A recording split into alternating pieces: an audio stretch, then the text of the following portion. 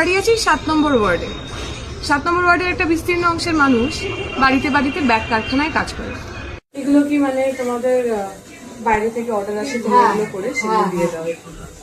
দিনে তাও কটা তৈরি হয়? দিনে কটা না, মানে ডজন হিসাবে করে। আমরা কটা দিন মাছ বলতে পারো দিনে?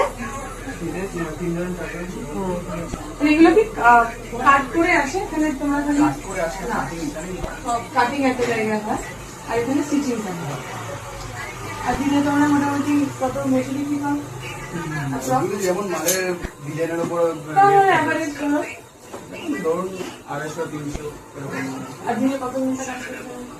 কত ঘন্টা বলতে যেরকম যেমন কাজ করে, 9টা থেকে ঢুকে ধরুন 2 পর্যন্ত টিফিন হয়, টিফিনের পর আবার 4টা থেকে আবার রাত্রি পর্যন্ত, মানে 10-12 ঘন্টা কাজ করতে হয়, 8 ঘন্টা বেশি হয়েছে। আর এগুলো তো তোমাদের খুব কোনো সোশ্যাল সিকিউরিটি ধরো পেনশন পিএফ এসবের তো কোনো ব্যাপার নেই, দিনের দিন। এটা পুরো নেই। এবার যদি শরীর কোনো খারাপ হয় তাহলে সেদিনের দোষটা গেল। শেষ। তুমি কতদিন ধরে কতদিন ধরে? 9-12 বছর। তাই? আচ্ছা। আর তুমি কি পড়াশোনা কি করেছো? আমি পড়াশোনা বেশি তো হয়নি, 10 পর্যন্ত। এই বলে না কুটির শিল্প টাইপের এরকম ব্যাপার, ওই শিল্প টাইপের এরকম ফোনের কাজ এগুলো। সেটা ফোরনের হয় না যে মাইনাস সিস্টেম আর ফোন সিস্টেম হয় না, আচ্ছা। এটা ফোরন সিস্টেমের কাজ। এটা ফোরনে যেরকম কাজ করবে সেরকম পয়সা, না করলে পয়সা নেই।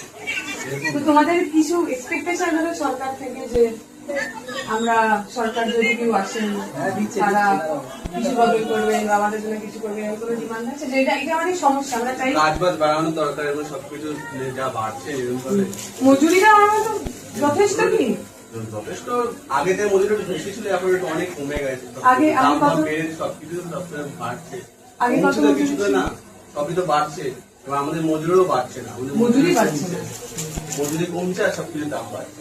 আর সবকিছুর দাম বাড়লে মজুরি তো এমনি কমে, তাহলে মেনটেন করা অসুবিধা মেনটেন করা হচ্ছে। খুব কষ্ট।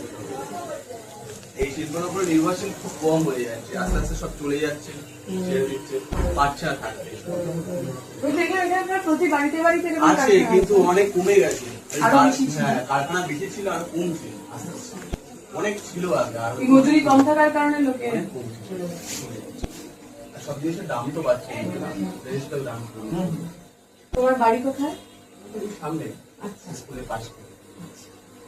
আমার নাম দীপশিতা, আমি তোমাদের প্রার্থী। কাজটা তুমি তাদের চিনি। আমরা ওটা একটু কথা বলতে চাইছিলাম যে আমরা কি কি দাবি, মানুষের কোন দাবিটা যেটা আমরা একটু জানি আমাদের এজেন্ডাকে পেশ করতে পারি। এই তো অবশ্যই। আচ্ছা, আমি আপনি যে ব্যাগ কাঁধে করে বেরোই সে ব্যাগের অনেক কিছুই এই এলাকা থেকে তৈরি হয়। কাঁচামাল সাপ্লাই হয়, ব্যাগের সেলাই হয়, কিন্তু যে শ্রমিকরা এখানে কাজ করেন দিনে প্রায় 10 থেকে 12 ঘন্টা, তাদের মজুরি 250 থেকে 300 টাকা। আমরা যে কেন্দ্রে দাঁড়িয়ে আছি এই কেন্দ্র মন্ত্রীর কেন্দ্র। যখন বিভিন্ন জায়গায় খবরের কাগজে, টিভি ডিবেটে বা যে মানুষজন মাইকে দাঁড়িয়ে বক্তৃতা দেন, তারা সব বিষয়ে কথা বলেন। তারা গ্যাসের দাম নিয়ে কথা বলেন, তারা মন্দির নিয়ে কথা বলেন, মসজিদ নিয়ে কথা বলেন, ধর্ম নিয়ে কথা বলেন, সব নিয়ে কথা বলেন। কিন্তু এখনো অবধি এই মানুষগুলোর বেতন বাড়ানো, এই মানুষগুলোর শ্রমের দাম বাড়ানো, এই মানুষগুলোর ঘামের দাম বাড়ানো নিয়ে কেউ কথা বলেনি। আমরা চাই আপনারা আমাদের সঙ্গে থাকুন। যে শ্রমিক দিনে 12 ঘন্টা কাজ করার পরেও 250 থেকে 300 টাকা মজুরি পায়, যে ব্যাগে ওদের রক্ত ঘাম স্বপ্ন লেগে থাকে, তাদের হয়ে কথা বলবেন, আমাদের সঙ্গে থাকুন।